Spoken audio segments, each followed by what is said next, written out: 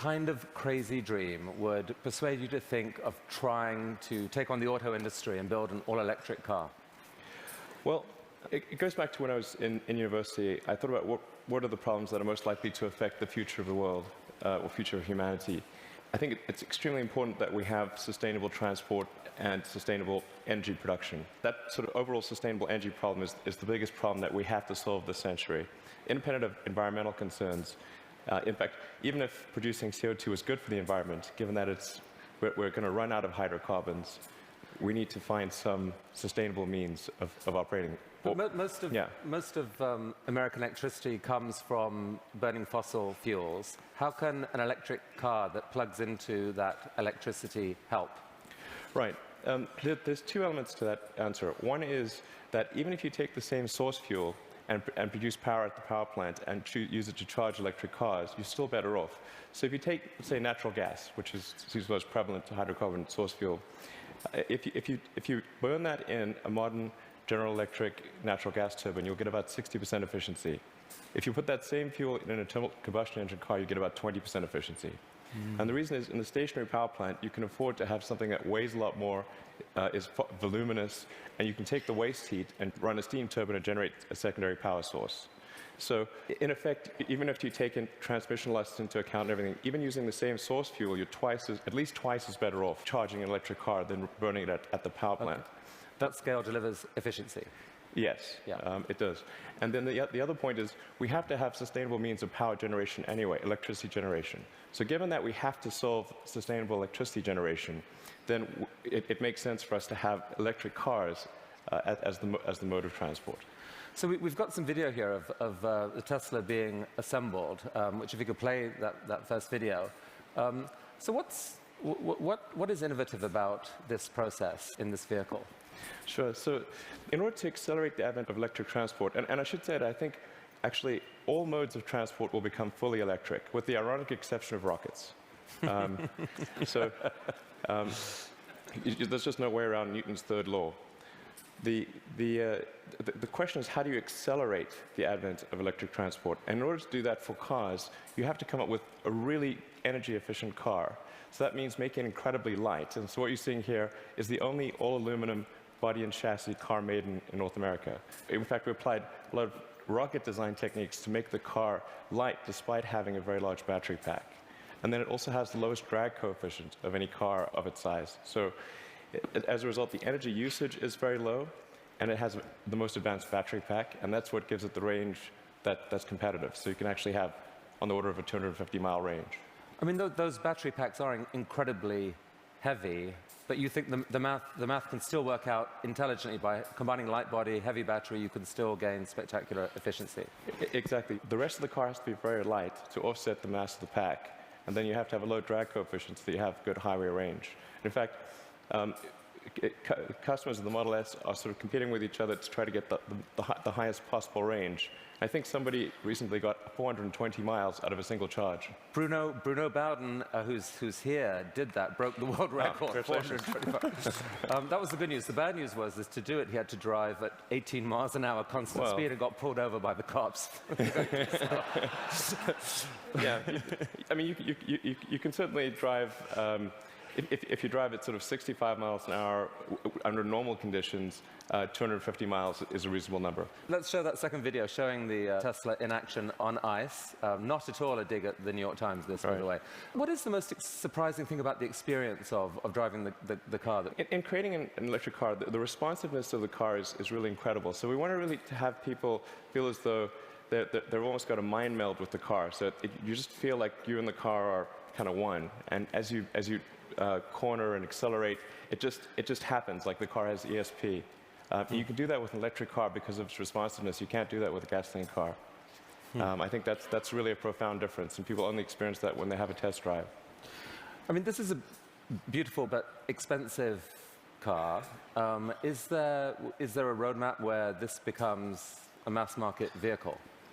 Yeah, the goal of Tesla has always been to have a sort of a three-step process where version 1 was an expensive car in low volume, version 2 is sort of medium price and medium volume, and then version 3 would be low price, high volume. So we're at step 2 at this point. So we had a $100,000 sports car, which was the Roadster, Then we've got the Model S, which starts at around $50,000. And our third generation car, which will hopefully be out in about 3 or 4 years, will be a $30,000 car. But whenever you've got really new technology, it generally takes about 3 major versions in order to make it a compelling mass market product.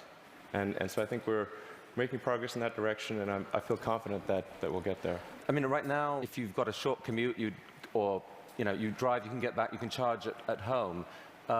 There isn't a huge nationwide network of charging stations now that are fast. Do you see that coming, really, truly, or just on a few key routes? There actually are far more charging stations than people realize. And at Tesla, we developed something called the supercharging technology. So, and we're offering that if you buy a Model S for free, forever. And so this is something that maybe a lot of people don't realize. We actually have California and Nevada covered. We've got the eastern seaboard from Boston to DC covered. By the end of this year, you'll be able to drive from LA to New York. You're just using the supercharger network, which charges at 5 times the rate of anything else. And the key thing is to have a ratio of drive to stop, to a stop time of about 6 or 7. So if you drive for 3 hours, you want to stop for 20 or 30 minutes, because that's normally what people will stop for. So if you start a trip at 9 a.m., by noon, you want to stop to have a bite to eat, hit the restroom, coffee, and keep going. So your proposition to consumers is, for the full charge, it can take an hour. So it's common. Don't expect to be out of here in 10 minutes. Wait for an hour. But the good news is you're helping save the planet. And by the way, the electricity is free. No, you don't pay anything. Actually, what we're expecting is for people to stop for about 20 to 30 minutes, not for an hour. It's actually better to drive for about maybe 160, 170 miles, and then stop for half an hour, and then keep going. That's the natural cadence of a trip. All right. So this is only one string to your energy bow. You've been working on this solar company, SolarCity. What's unusual about that?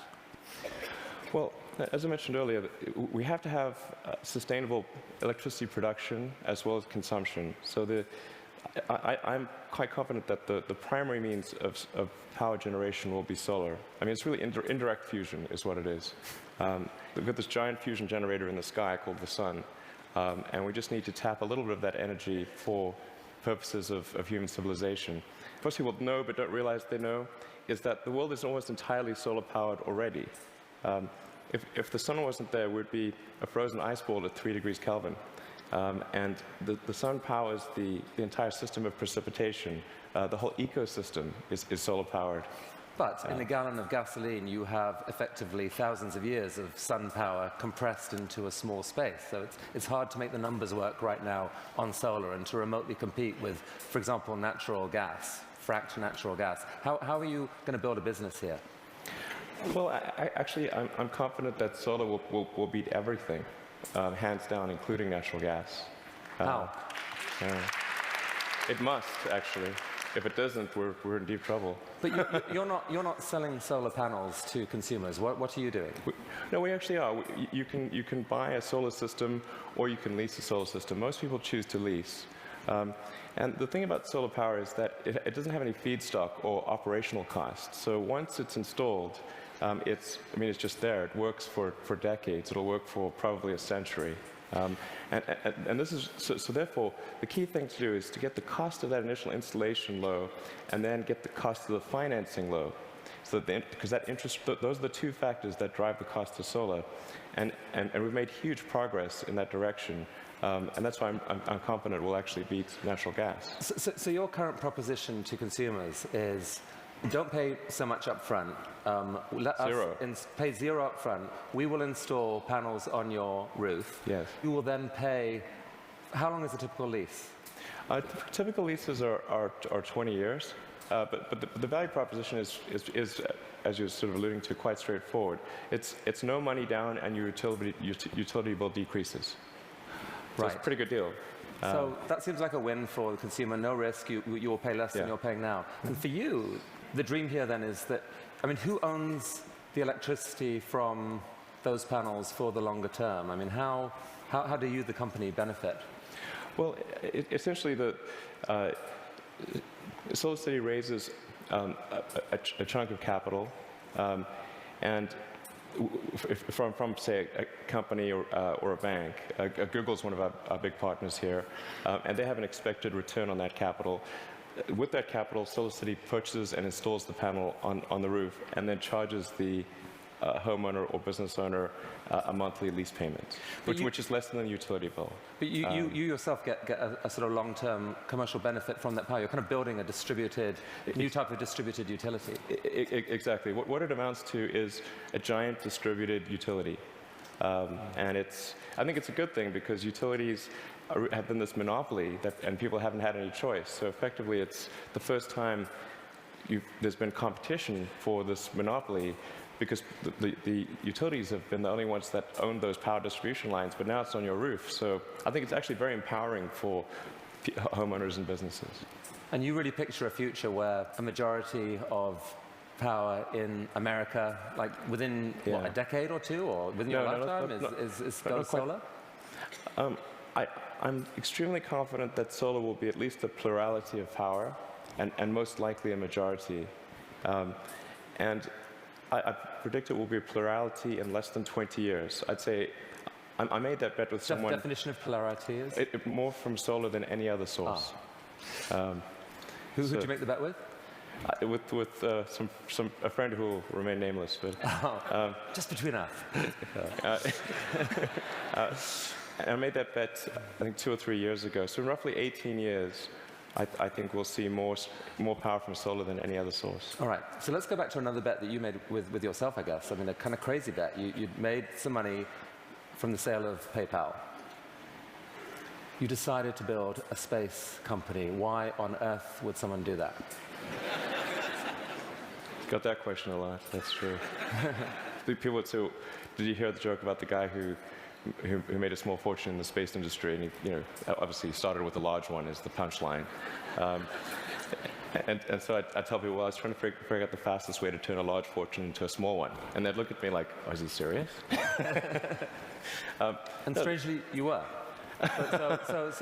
What happened? It was a close call. I mean, things almost didn't work out.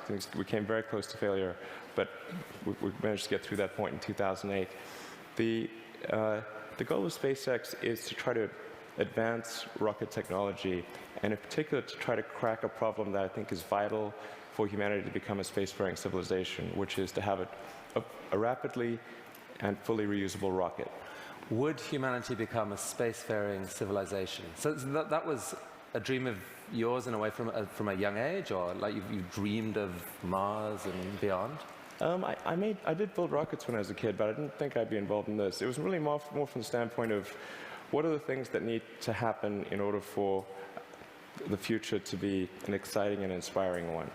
And I really think there's a fundamental difference if you sort of look into the future between a humanity that is a spacefaring civilization that's out there exploring the stars on multiple planets. And I think that's really exciting. And compared with one where we are forever confined to Earth until some eventual extinction event. So you've somehow slashed the cost of building a rocket by 75%, depending on how you calculate it. How on earth have you done that?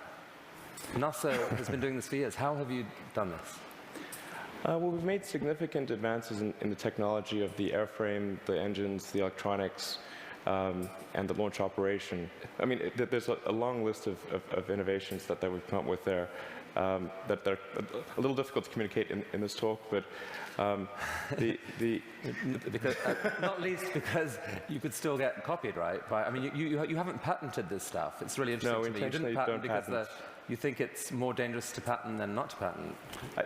Since our primary competitors are national governments, the enforceability of patents is questionable. It's really interesting. But the big innovation is still ahead, and you're working on it now. Tell us about this. Right. So the big innovation. In fact, let's roll that video, and you can talk us through it. What's happening here? Absolutely. So the thing about rockets is that they're all expendable. All rockets that fly today are fully expendable. The space shuttle was an attempt at a reusable rocket, but even the main tank of the space shuttle was thrown away every time. And the parts that were reusable took a 10,000-person group 9 months to refurbish for flight. So the space shuttle ended up costing $1 billion per flight. Obviously, that doesn't work very well for... So what just happened there? We just saw something land? That's right. So it's important that the rocket stages be able to come back, to be able to return to the launch site and be ready to launch again within a matter of hours. Wow. Yeah. Reusable rocket. Yes.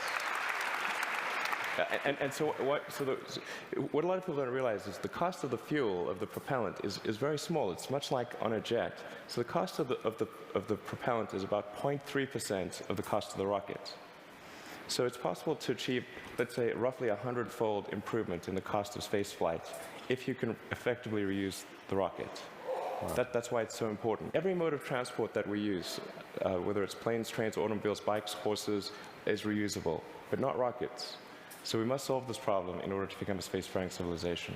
You asked me the question earlier of how popular traveling on cruises would be if you had to burn your ship. Certain cruises apparently are highly problematic. Definitely more expensive. So that's potentially absolutely disruptive technology, and I guess paves the way for your dream to actually take, at some point, to take humanity to Mars at scale. Yeah, like exactly. To see a colony on Mars. Yeah, exactly. SpaceX or some combination of companies and governments need to make progress in the direction of making life multiplanetary, of establishing a base on another planet, on Mars being the only realistic option, and then building that base up until we're a true multi-planet species. So progress on this, let's make it reusable. How is that going? That was just a simulation video we saw. How's it going? We've been making some good progress recently with something we call the Grasshopper test project, where we're testing the vertical landing portion of the flight, the sort of terminal portion, which is quite tricky. We've had some good tests. Can we see that? Yeah.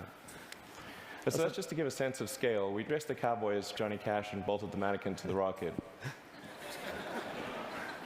All right, let's see that video then, because this is actually amazing when you think about it. You've never seen this before, a rocket blasting off, and then... Yeah, so that rocket is about the size of a 12-story building.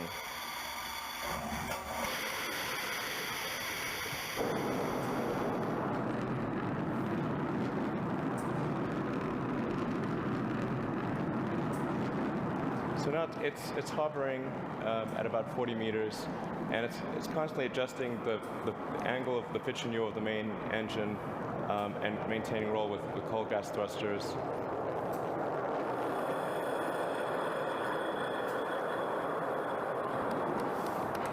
How cool is that?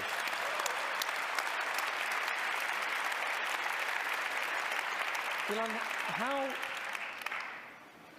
how have you done this? These projects are so... These PayPal, SolarCity, Tesla, SpaceX, they're so spectacularly different. They're such ambitious projects at scale. How on earth has one person been able to innovate in this way? What is it about you? I don't know, actually. I don't have a good answer for you. I work a lot. I mean, and a lot. Well, I have a theory. Okay, all right. My theory is that you have an ability to think at a system level of design that pull together design, technology, and business. So if TED was TBD, design, technology, business, into one package, synthesize it in a way that very few people can, and this is the critical thing, feel so damn confident in that click-together package that you take crazy risks. You bet your fortune on it, and you seem to have done that multiple times. I mean, almost no one can do that. Can we have some of that secret sauce? Can we put it into our education system? Can someone learn from you? It is truly amazing what you've done. Oh, thanks. Thank you. Well, I do think there's a good framework for thinking. It is physics, the sort of first principles reasoning. I mean, generally, I think there are, what I mean by that is boil things down to their fundamental truths and reason up from there, as opposed to reasoning by analogy. Through most of our life, we get through life by reasoning by analogy, which essentially means kind of copying what other people do with slight variations. And you have to do that, otherwise it's mentally, you wouldn't be able to get through the day. But when you want to do something new, you have to you have to apply the physics approach. Physics is really sort of figured out how to discover new things that are counterintuitive, like quantum mechanics. It's really counterintuitive. So I think that's an important thing to do. And then also to really pay attention to negative feedback and solicit it, particularly from friends. This may sound like sort of simple advice, but it's hardly anyone does that, and it's incredibly helpful. Boys and girls watching, study physics. Learn from this man. Elon Musk, I wish we had all day, all right. but thank you so much for coming to TED. Thank you. That was awesome. It was really, really cool. Look at that. Just think about it. That was fantastic.